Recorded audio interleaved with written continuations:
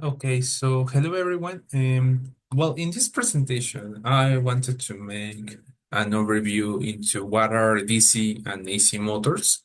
In particular, I will first concentrate in DC motors. But in order to understand what are DC motors, I think that it is important that we discuss a little bit what are the physical principles from electromagnetism that allows the DC and AC motors to work? So the first part of this presentation will be focused into that. Now, in what are the physical principles that we need to consider in order to make the DC and AC motors work. So, I think that one of the important laws in physics that we need to remember always is the Faraday's law. The Faraday's law, also known as the induction law, basically states that, if you have, for example, you have a conductor, let's say that this is a conductor, no, this is a conductor, and we are approximating a magnet to this conductor, you know? Well, when we approximate this magnet to this conductor and we'll start varying or moving this magnet near this conductor, we can induce a voltage in the conductor. Okay, that is basically the idea of the Faraday's law, that a varying magnetic field can induce a voltage in a conductor. Okay, and well, this induced voltage is called the electromotive force. Okay, and also we need to remember that the induced voltage is proportional to the change of rate of the magnetic field and the number of windings, okay, in the conductor. So that is one of the crucial aspects of in order to understand how um, electric motors work. Okay, we will see later that there is a phenomenon that is called the back electromotive force that is generated when we start spinning a motor, and this is also an effect of the induction law. Okay, so here in this, I place a video from YouTube, but I want to move a little bit faster with this video. Basically, what this person is doing in the video is that he's moving a magnet inside a conductor. Okay, he's moving the magnet, and we will see later that when he start moving the magnet, this voltmeter start to moving its needle. Okay, basically, we can observe, he will do it in a minute, that he's moving the magnet and the voltage is moving. No, the voltage in the conductor is varying also due to this Faraday's induction law. Okay, so well, you can see, how when he's moving or varying the magnetic field near the conductor, we are also varying the voltage. Okay, um, and well, he is making tests for different windings, that has different sizes, and we will see that the voltage increases, because also Faraday's law states that, well, the induced voltage is proportional to the number of windings and also the variation in the magnetic field. So this is one of the important laws. The other one is the Ampere's law. And the Ampere's law basically states that when you apply a current in a conductor, for example, here in this image, we have a conductor. In particular, this is a cable of gold. Well, we are applying a voltage through these two cables where we are generating a current. But the generated current will generate around it a magnetic field. Okay, that is the meaning of the Ampere's law. That when you apply a current in the conductor, we are also generating a magnetic field that surrounds the cable or the conductor. In fact, in this video, you will notice that when he turns on the voltage source, he's changing also the magnetic field of the needles. Okay, so let me put the video in that position. Here is the effect, no? He turns on the power source, and you will see that due to the magnetic field, the orientation of these compasses or the needles of these compasses are start to move, and they are being aligned to the magnetic field produced by the wire when we apply a current into the wire or through the cable. Okay, so that is an important effect also because we can generate, based on this principle, electromagnets, okay? With this fact that when you apply a current in a conductor, we are also generating a magnetic field so around the conductor. And well, another important factor or another important law is the Lenz law. And well, I have a phrase here that basically explains what the Lenz law states, but also we will see this video because I think it's very illustrative. Well, the Lenz law states that when an exchanging magnetic field induces an electric current in a conductor, in particular, this phrase or the phrase of this sentence is a consequence of the Faraday's law, okay? Because we are stating that when a changing magnetic field induces an electric current in a conductor, no, this is a consequence of Faraday's law. The induced current generates a magnetic field that opposes the change in the original magnetic field. Okay, this is quite of strange if you read it at first. So let's try to explain what is happening here. So that's why I am placing here this video. But I want to first make some explanations, no? And later we see the video. Basically, what we are trying to describe with this picture is that we have a magnet that is approaching this conductor. Okay, we are moving in this direction. And since we are approximating this magnetic field through this conductor, we know that we can produce a voltage in this side, and consequently we can produce a current. Okay, but also at the same time, since we are producing a voltage and consequently a current due to the Faraday's law, due to Ampere's law, this current will generate a magnetic field around it. So what Lenz's law states that the produced magnetic field, okay, will have an opposite direction. For example, here we have the north and south poles. So the magnetic field in this side will have a north pole here, and in this side we will have, for example, a south pole, okay?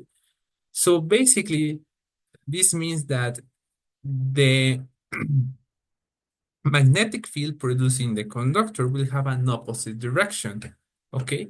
So it will try to oppose the direction of the magnetic fields that produce it, okay? Here, the magnetic field is north and south, but in order to oppose this magnetic field, we need to generate a north and south poles in this way, no? This is the north pole, and this is the south pole, okay? So if these two north poles interact, well, they are opposing each other. But imagine that we are doing the following, that now we are moving in this direction, no? We are moving into this side. So the magnet is moving far away from the conductor, but we can still induce some voltage and some currents. But in this case, since now the magnet is moving into the left direction, the polarity of the magnetic field will be as follows. Here we have a south pole, and here we have the north pole. So in this case, this magnetic field will try to oppose this movement because here is generating a south pole in this region. So the magnetic field will attract each other in order to oppose the movement of the magnet that is moving far away. Because here we have a north pole and here we have a south pole. So they will try to attract each other because we are moving the magnet far away from the conductor. Okay, so this is basically what the Lenz law states, no? When you are approaching, okay, the conductor, you will have here a north pole, and this will generate a north pole when you are approaching. When you are moving from the conductor will generate, well, here we have a north pole, and here we have a south pole in order to oppose this movement. Because here, well, there will be a repulsion between each other, no? But here we have an attraction, no? We will have an attraction between these two in order to oppose the movement of the magnet, no? That is the intention. Okay, so I try to explain this a little bit. It's not the best explanation, I know. So I recommend that, well, later you can see this video by yourselves. Well, basically it's explaining the same, no? That the conductor will generate a magnetic field that will try to oppose the movement of the magnet, okay? That is the idea, okay? So these are like the basic principles. I think that if you understand this idea of these three basic physics principles, we can understand how the motor or the electric motor works. Okay. So let's move on. And so, well, let's talk about motors now. So motors are basically the basic element of many machines in industry, no? In fact, for example, your electric vehicles use electric motors, okay? An hybrid or an electric vehicle use this type of devices, okay? Because they can take advantage of batteries to power the device. Also, for example, the CNC machine, the milling machine, or a robotic arm also use electric motors, no? They are in many places. For example, the starter in your combustion engine motors also use an electric motor. Okay, so they're widely used. In fact, they're used in many electronic toys. And well, it's important that we understand them, no? Because many machines in industry operate by using this type of machines. In fact, we discussed a little bit in the previous course that, well, in fact, you make a homework related to that, that electric motors um, are what are the causes of a low power factor? No, because they behave like inductors. Okay, so they are the causes of of having a low power factor. Okay, so also we want to study them for that. And well, in general, we can say that we can classify these motors into two types. We have a DC and AC motors. Basically, this means that there are electric motors that work with DC power supplies, and there are other types of motors that require an AC or sinusoidal voltage supply in order to work. And well, in many motors in industry are in fact AC motors, no? That's the reason they provide a low power factor in industries, and that's why you need to correct them, okay? And we will see later that, well, the power factor has an effect in the energy that we can take advantage of these devices, okay? Basically, the power factor, remember, that is a measure of efficiency. So let's continue. Well, we have different types of DC motors. I will discuss them first. Electric motors in general can be classified between DC and AC motors. And well, DC motors can be classified between brush and brushless motors. Okay, and brush motors are characterized because they have a mechanical commutation. Okay, in order to produce torque in the machine, we need to perform certain mechanical commutations. But in the case of brushless motors, you don't have mechanical commutation. The commutation of the motor is performed electrically. Okay, so that is the main difference, that in brush motors, we need to perform mechanical switching or mechanical commutation, but in brushless motors, we can perform the commutation electronically by using a device that is called a transistor. Okay, and well, the brush motors can also be classified between permanent magnet motors, series motors, shunt motors, and compound motors. And well, we will discuss later, in the following slides, what is the difference between them. But just take them for now as the overview. And also we have AC motors. And AC motors can be classified between single and polyphase motors. And polyphase motors is like a fancy way to say three-phase motors, okay? There are like basically two types of architectures. You have a single phase motor. Basically, that means that you need one sinusoidal voltage source. But in polyphase motors, you need more than one. In fact, typically you need three sinusoidal voltage sources, okay? And these single phase motors can be classified between induction and synchronous motors. In fact, induction motors are also called asynchronous motors, okay? And polyphase can be classified in the same way. And well, when we went to talk about the architecture or the structure of electric motors, well, we can divide the architecture in the following parts. We have the stator, and also we have the rotor. Okay, the stator is basically the fixed part of the motor. Okay, this part will not be moving. But the moving part is the rotor or the shaft that are basically coupled together. And this is the moving part. It's the part that is also providing the mechanical movement. Okay. And well, between the stator and the rotor, we have an air gap. No, we have an air separation. And well, this is another point of view of the motor, no? A stator end view section, no? It's like viewing the motor from behind. Here we have the rotor, that is the moving part, and here we have the stator. And the stator is characterized by having windings, okay? Basically, these windings contain copper, that at the center of that copper, we have a core of iron. And basically, this is done in order to improve the magnetic field that is produced in the stator. In fact, the stator is used to produce magnetic fields, okay? We can also generate the magnetic field using magnets, depending on the type of motor. But in general, will see that you can have windings in the stator that have an iron core that allow us to increase the magnetic field that can be produced by these devices, and the magnetic field that is produced electrically from the stator interacts with the magnetic field of the rotor. And in the rotor, we can have either permanent magnets, or also we can have coils, okay? Coils of copper, in order to produce an interaction between the magnetic fields in the stator and the magnetic fields of the rotor.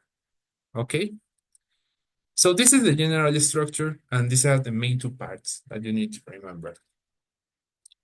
So what is an electric motor? No, now that we know about the structure, well, the electric motor, we discussed that previously, is basically a device that converts electrical energy into mechanical energy. In particular, we are generating rotational motion. And well, this is an animation, no, of the basic structure of an electric motor. Basically, we can make this rotor to start spinning or turning because we have a magnetic field in the stator. In fact, here we are using permanent magnets in the stator, and we are applying a voltage to the conductors placed in the rotor. So what is happening here, as a general overview, is that, well, you remember that, well, based on this diagram, we are applying here a voltage, okay? We are connecting here a battery. And this is generating a current that flows in this direction, no? Here we have a current. And well, the current that is flowing through these conductors in the rotor, we know that due to Ampere's law, no? Due to Ampere's law, I will erase this a little bit. And well, we know that this current, due to the amperes, oh, again, I need to commit there again. It's very difficult to write with this, with the mouse. So we know due to the Ampere's law that when you apply a current in a conductor, you are producing a magnetic field. So the current flow in these conductors is producing a magnetic field that interacts with the magnetic field of the stator, okay? But this interaction between magnetic field produces a torque, okay? That is making the rotor to start moving, okay? Because the interaction between the magnetic field of the stator and the interaction of the magnetic field of the rotor produces a torque that starts or that allows the machine to start moving. Okay, so that is one important point and that you need to consider. And well, as I mentioned before, we have two different types of DC motors or configurations. In the previous one, we have in the stator magnets, and in the rotor, we have a conductor, no? In which we need to apply a voltage in order to produce a magnetic field. But in this case, well, we also have two types of DC motors. We have the brush and brushless DC motors. But the difference is that in the mechanical commutation and the electronic commutation.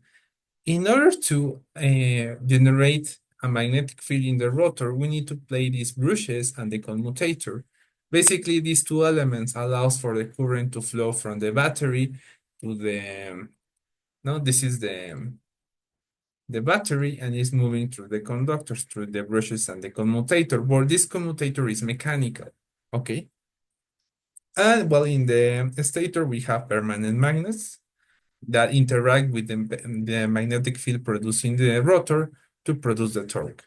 Okay, so this is one of the devices. But also we have other type of DC motor that doesn't require these brushes and this commutator. That is called a brushless motor. Okay, that's why we call it brushless, no? Because we don't have the connections. But instead, we need to use the following arrangement. You can see here that in the rotor, we are placing a magnet, okay? And in the stator, we are placing windings, okay? And basically, we are activating or deactivating these windings based on the activation or well, based on the electricity that we are controlling to flow in these windings, okay? Basically, we are producing a rotative magnetic field in the stator by activating or deactivating these windings. And I can control this with electronics and with some programming. For example, I can turn on this winding and this winding and turn off this one, no? And based on that activation of disactivation of these three windings, I can start varying the magnetic field that surrounds the rotor and make the rotor to turn to the interaction with the magnetic field that I am generating in the stator. Okay, but the key difference here is that in the brushless motor, we are placing a magnet, okay, and we are generating a rotative magnetic field in the stator by using electromagnets and some electronics and programming. In this case, in the brush motor, we need to, well, we can use in the stator a permanent magnet or a winding, but the important factor here is that in the rotor, we are using some coils, okay, and a commutator and brushes, okay, in order to start turning the machine or generate the magnetic field that allows the machine to start turning, okay. So I can summarize the difference as follows. For example, here is the key points of a brush motor. In particular, is the high maintenance, okay? Because we need this commutator and brushes. Also, they have a low efficiency, but they're more easy to control. Okay, in fact, you can control this type of motors very easily with a small program and an Arduino. But the problem is this mechanical commutation, okay, due to the addition of this commutator and brushes that requires this high maintenance, okay? On the other hand, well, in the brushless motor, we have low maintenance because we don't have a mechanical commutation. They provide a higher efficiency, but controlling the motor is more complex because first we need to, in fact, in order to switch these windings, we need to make a DC to AC conversion. In particular, we need what we call an inverter, okay, to do that. And well, the commutation is performed electronically because we need to use electronics to activate or deactivate these windings in the stator. Okay. So, well, again, well, here I am showing you another picture of a DC motor. And in fact, this link, well, in this link, you can perform like a simulation of a DC motor by using an animation. But instead of going to that, I have decided to place a video in order for you to visualize better the DC motor. In particular, you can see here that we have the stator, we have the north and south pole, and here we have a coil, no, or a conductor, no, in the rotor. And here we have the brushes, and here we are applying like the voltage that is moving through this conductor, okay? And basically, this commutator starts turning, and this is allowing us to control the magnetic field that we are generating in the rotor. Besides, you can see here in the right side that, well, we are showing you a picture, but basically there is an analogy between this picture and the one in the left. And here we are coiling the rotor, okay, or the circuit in the rotor because this is essentially a circuit, the armature, okay, and the magnets, okay, or the windings that you can place in the stator are called poles, okay. This is one pole, this is one pole, this is one pole, and this is one pole, okay. So you can have here magnets or windings, And we call them poles because they are basically generating a magnetic field. Okay, we are applying some voltage here, or maybe we have a permanent magnet that is generating a magnetic field, and that's where the name pole comes from. Okay, so the number of poles has an influence, for example, in the magnetic torque that you can generate and also in the speed of the motor. Okay. But important factor here, or the one that I want you to remember, is that, well, this is basically a pole, okay? And that we call the rotor also the armature of the electric motor. So this is a video in which, well, an explanation of a DC motor is provided. I don't want to play the video for now, but I wanted to show you some aspects of this video. Okay, he's basically explaining the structure of a DC motor, and also I'm using some animations, no, in order to explain how the rotor is interacting with the magnetic field of the stator, and how this is allowing us to move the rotor. Okay, but one of the important things, in fact, well, you can see here that this commutator is allowing us to switch the coils, no, or the activation or disactivation of the coils in the stator, and this is allowing us to generate this magnetic field in the rotor that interacts with the magnetic field of the stator. But another aspect that I want to mention here, and I will be using this diagram as a reference, you will notice that, well, this rotor is moving, okay? And this is a conductor. But since this rotor is moving, it's being influenced by a Varadin magnetic field, okay? When the rotor is moving, we are also inducing a Varadin magnetic field in the rotor. And if you remember from Faraday's law, when you place a conductor near a Varadin magnetic field, you can induce a voltage. Okay, that is an effect of moving the rotor, that we are also generating a voltage in the rotor. And we call that voltage the back EMF voltage, okay, or the back electromotive force. I will discuss this idea of back electromotive force again, because this is a key aspect in order to know how much power or mechanical power we can provide with the motor. And also it is crucial because based on that, we can perform a circuit analysis of a DC motor. We need to take into account this back EMF when the motor is moving. Okay, when the rotor is not moving, we don't have this back electromotive force because we are not generating a magnetic field that is perceived by the rotor. Okay. So, well, before we discuss again, or before we analyze the electrical circuit of a DC motor, I want to recover first the different types of DC motors. We have permanent magnet motors, we have series motors, we have shunt DC motors, and compound DC motors. And basically, they differ in their speed and torque relationship. Okay, that is the main difference between the four. So for a permanent magnet synchronous motor that works in DC, as we saw in the previous architectures, in the stator we have magnets, and in the rotor we have coils or conductors. Okay, and also we have this commutator and the brushes that is allowing us to control the current flow through the rotor.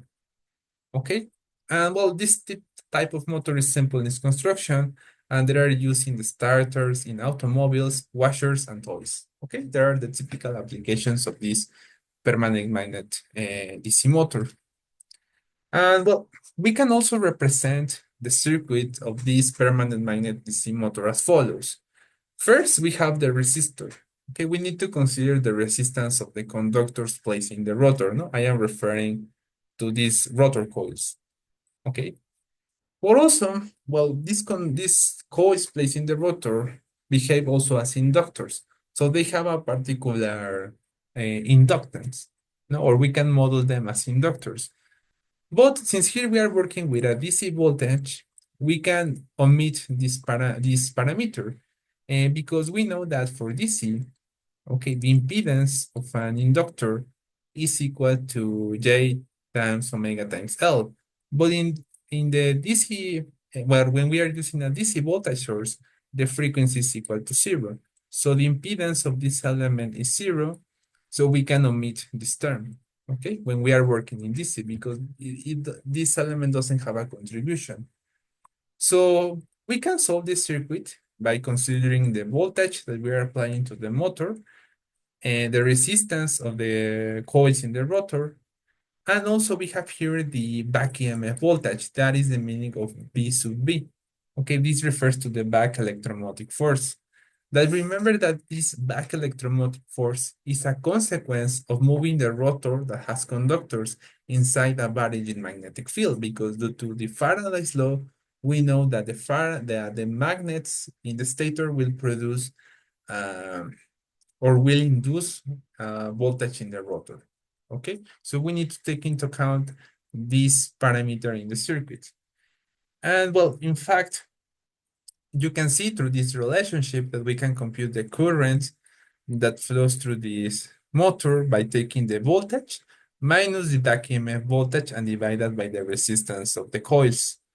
Also, we can express the back EMF voltage in terms of the speed of the motor and the machine constant K and the magnetic flux of the motor.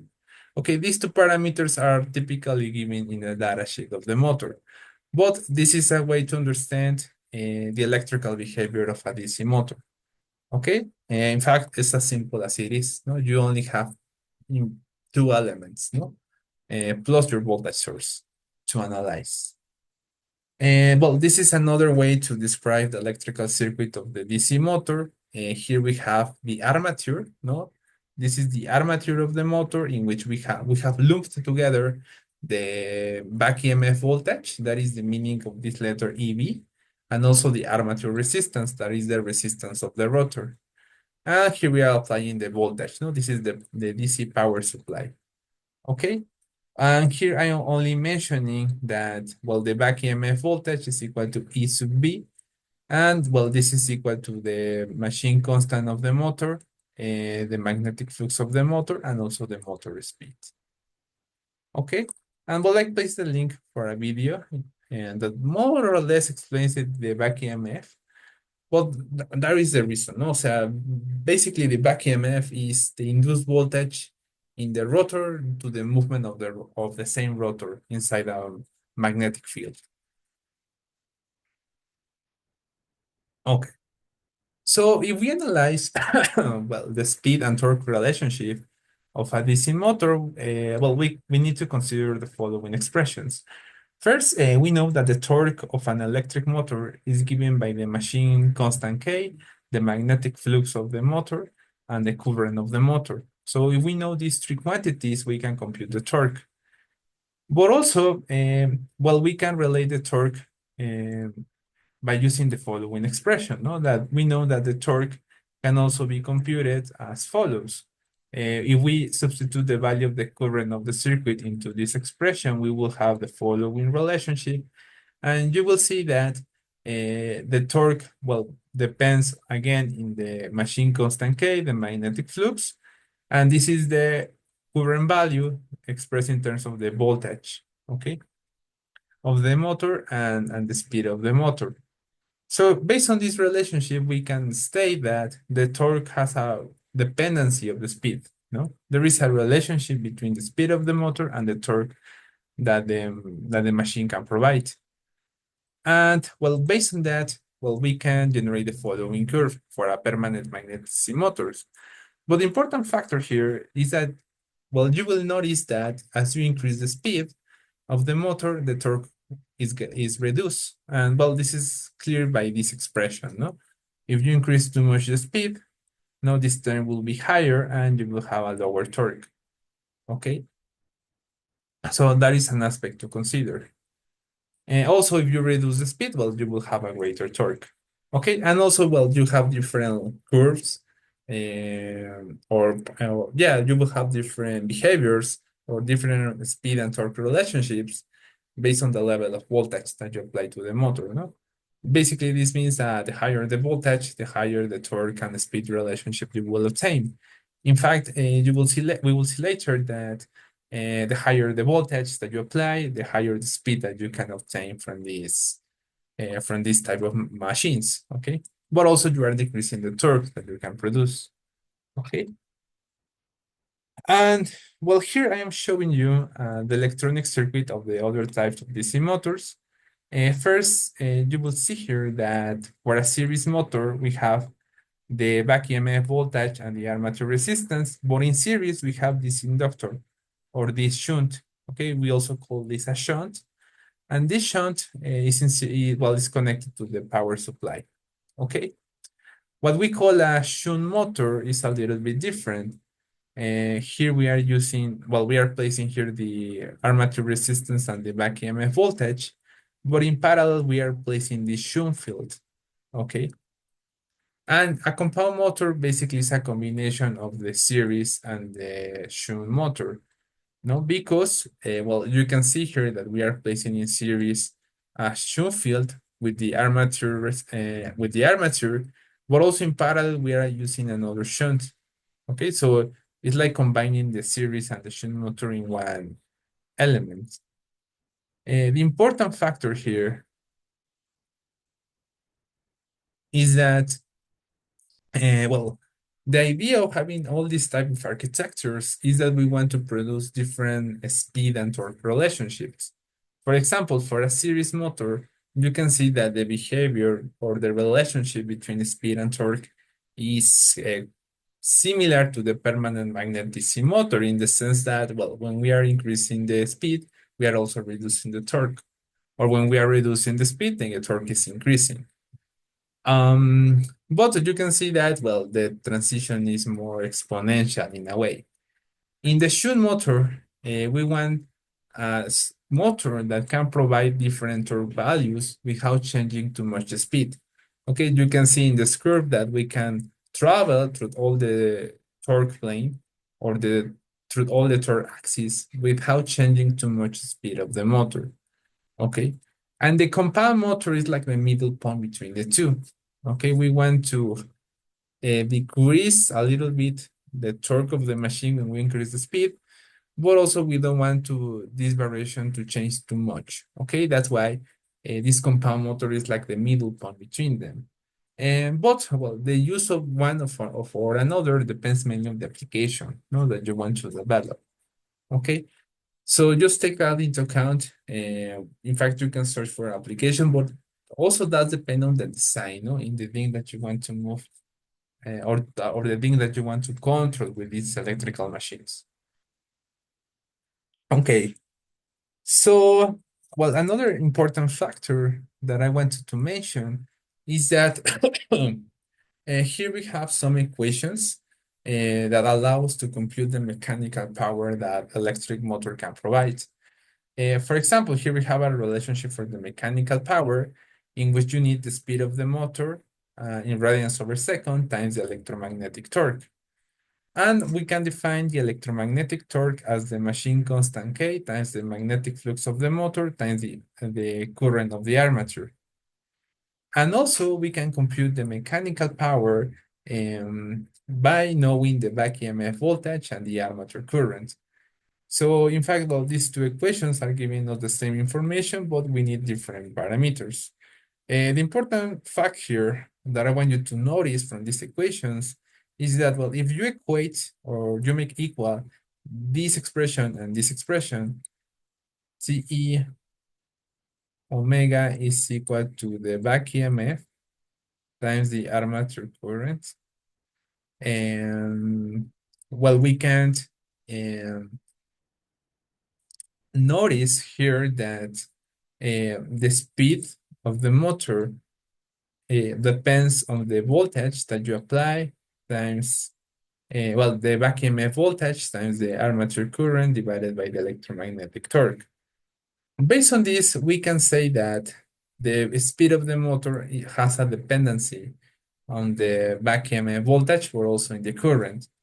And typically, it is easier to control the armature current because the armature current also has some dependency on the applied voltage DC supply. Okay, so this relationship is important for us because we can say that if we can control the current, or in other words, if we can control the voltage level of the DC motor, we can indirectly control the speed of the motor. Okay, so just take into account this expression because This is the key idea of controlling a DC motor, okay? That we, in order to control the speed of the electric motor, we need to change the applied voltage. Okay, so well, I have make a summary of these points, no? If you want to control the speed of a motor, well, we need to control the armature current, as we described in the previous relationship. But, well, instead of controlling the current, we can adjust the voltage. Okay. The problem, no, or the challenge here is that DC motors are usually powered by a constant DC source. Okay. So you cannot change the voltage that you're applying to the armature directly. Okay. So in order to do that, we need to use a technique that is called the pulse width modulation. Oh, okay. So this is where you need to use like a computer, like a microcontroller or an Arduino in order to generate electrical signal that is called the pulse width modulation that allow us to produce a voltage regulator, okay? In which we have a constant DC supply, but with this technique, with the pulse width modulation, we can produce an artificial DC regulator. Okay, I will describe that in following slides. Well, this is basically the steps that you need to consider. And also you need what we call a driver, okay? And the driver is basically a transistor circuit, okay? For example, an H-bridge, that is a type of transistor circuit that allow us to make things. First, to separate uh, the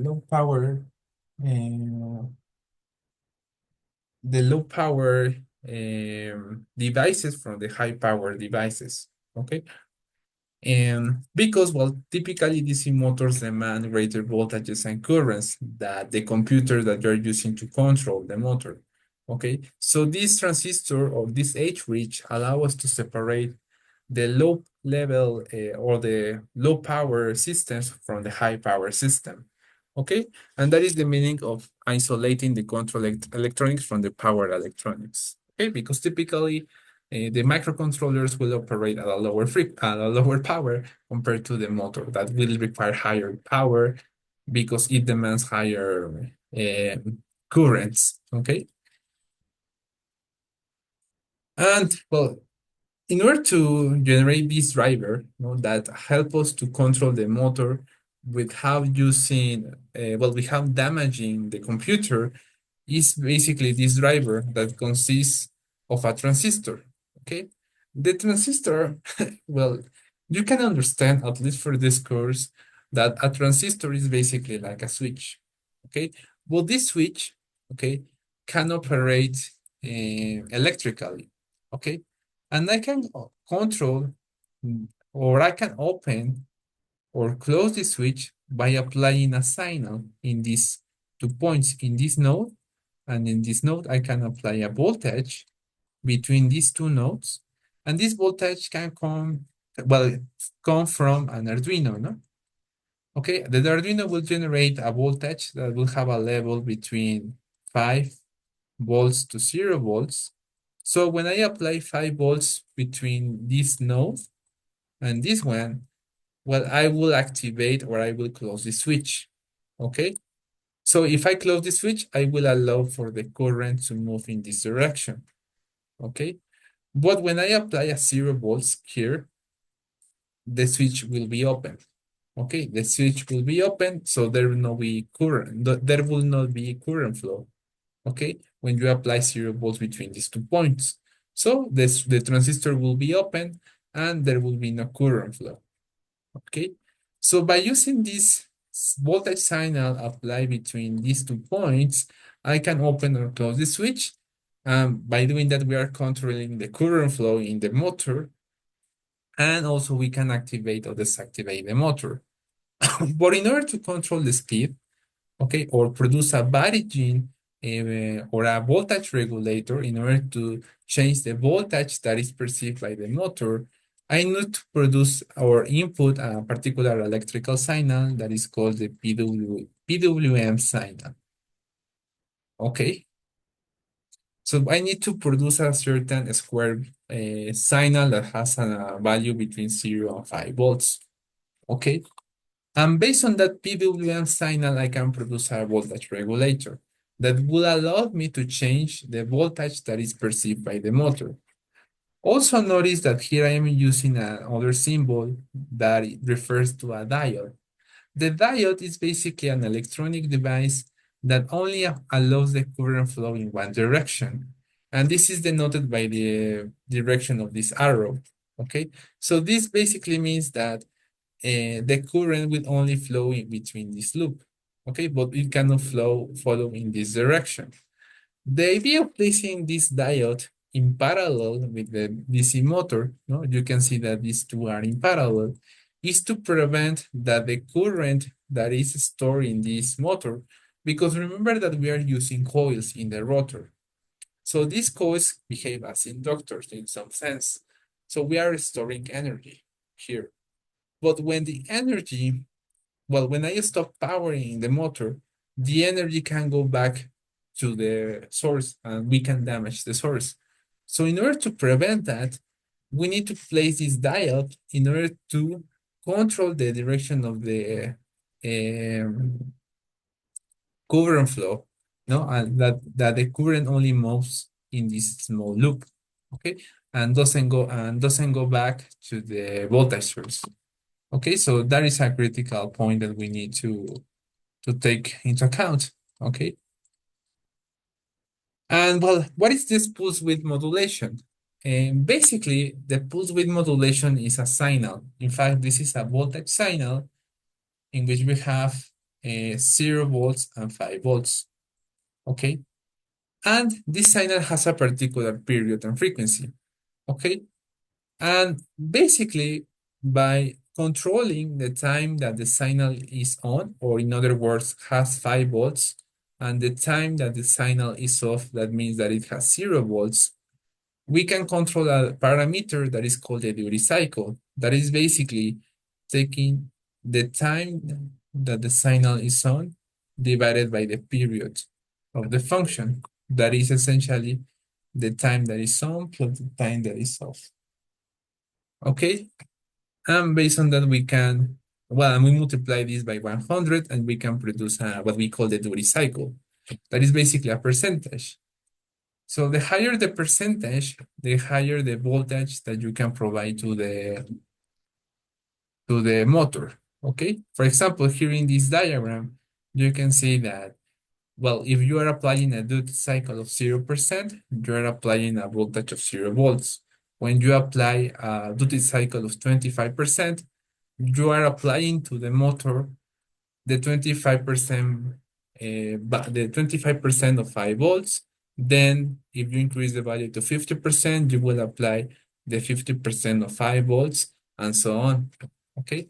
And this is only an illustration. In reality, well, you can connect any DC voltage source. For example, you can replace this by, I don't know, 12 volts, and you will compute this relationship or the percentage that the voltage that is applied to the motor based on this, or multiplying 12 by 25%, 12 by 50%, and so on. Okay.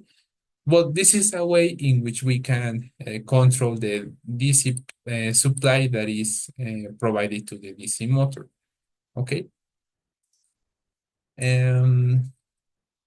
So let me go back. Okay. So this is basically, this square signal is basically the one that we are introducing into these 2 points. Okay. We're placing a square signal between these 2 points. That is this PWM. And based on that, we can control the voltage that is perceived by the motor. And in that way, we can control the speed of the motor.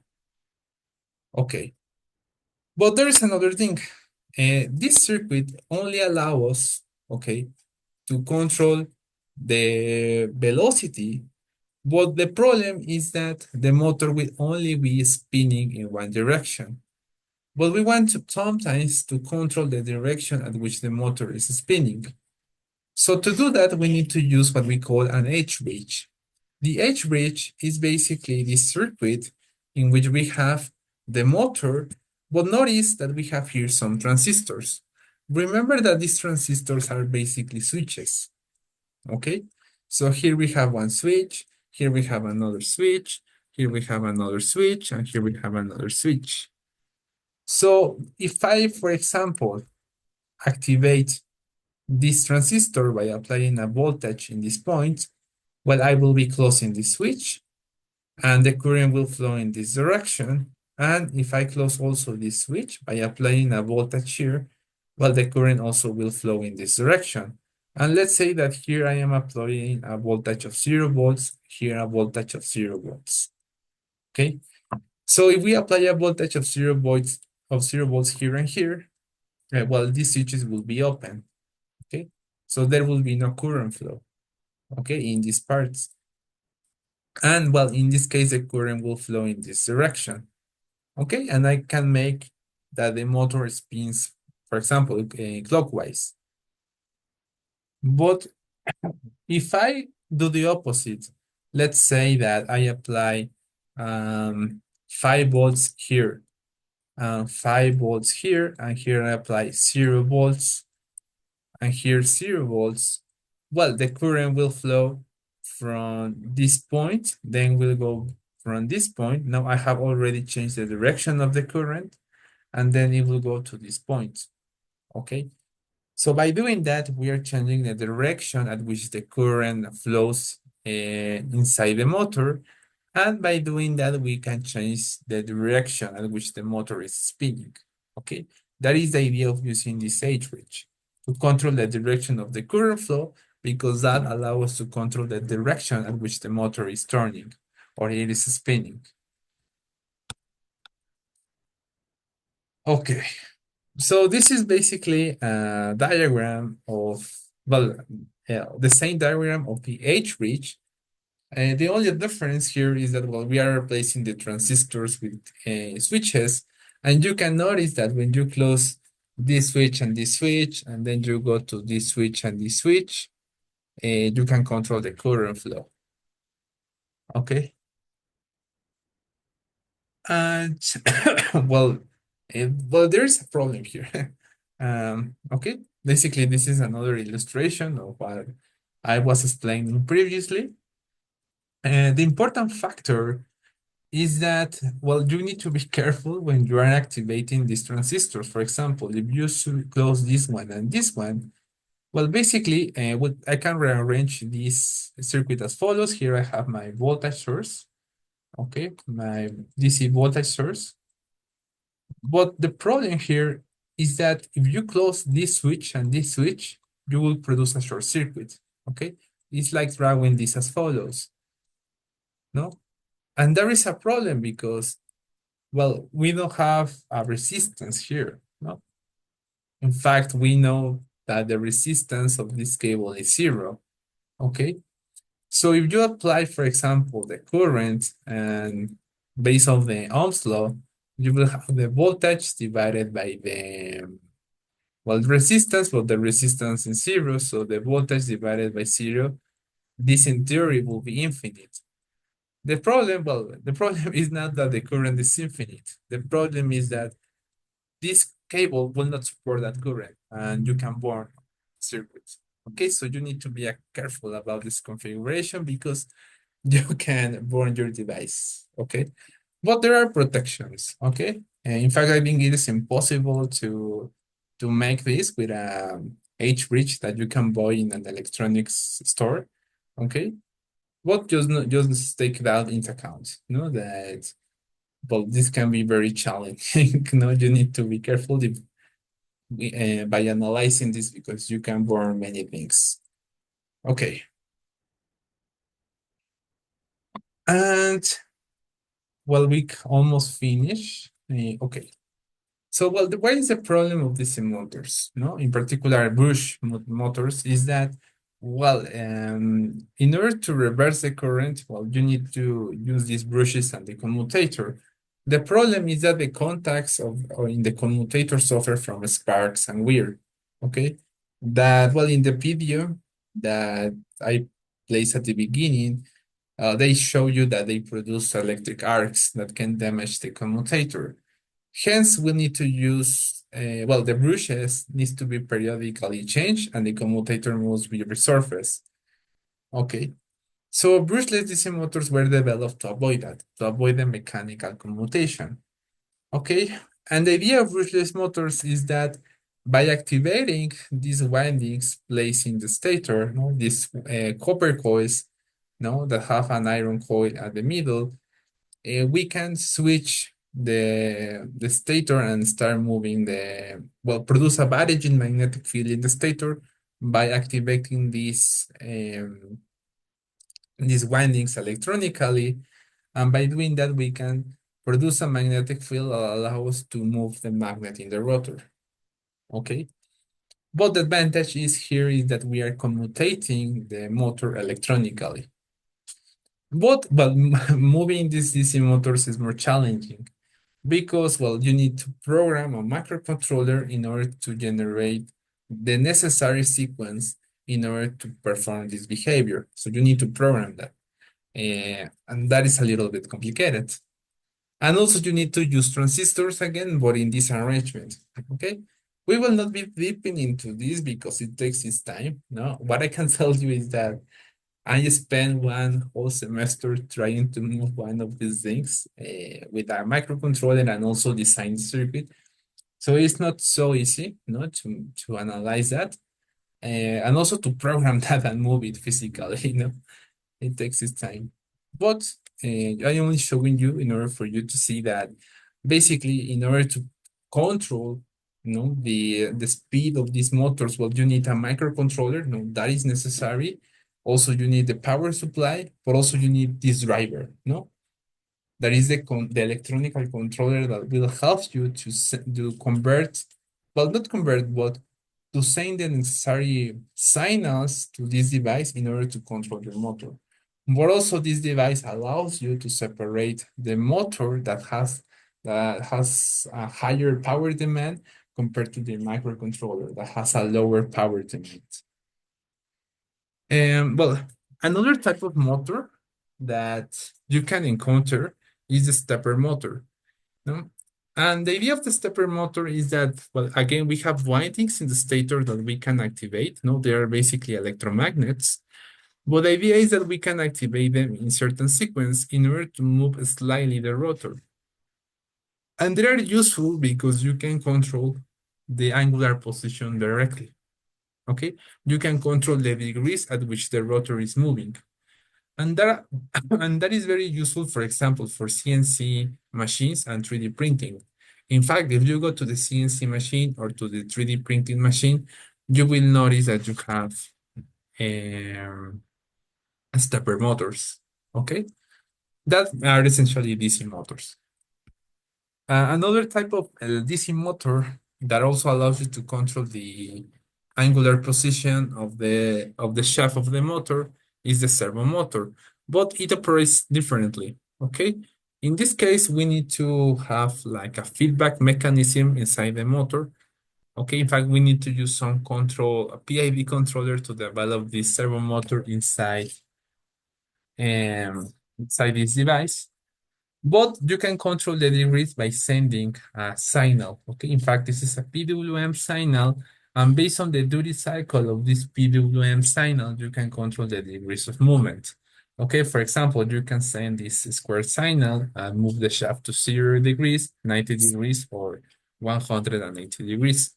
So depending on the duty cycle of this PWM, you can move the shaft a little bit or more.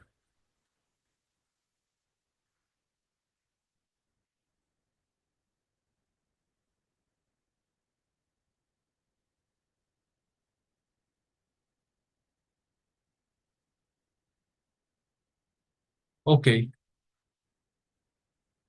so before we finish, I wanted to make some points. No, when you want to select a motor in general, you always need to check your torque requirements and your power requirements. Okay, I think that is one of the crucial aspects. No, in order to move this type, in order to select one of these motors. No, what are your torque and power requirements? And also you need to focus on your application. No, you have many motors. Okay, but it is better that you search, okay, I want to, for example, make a CNC machine.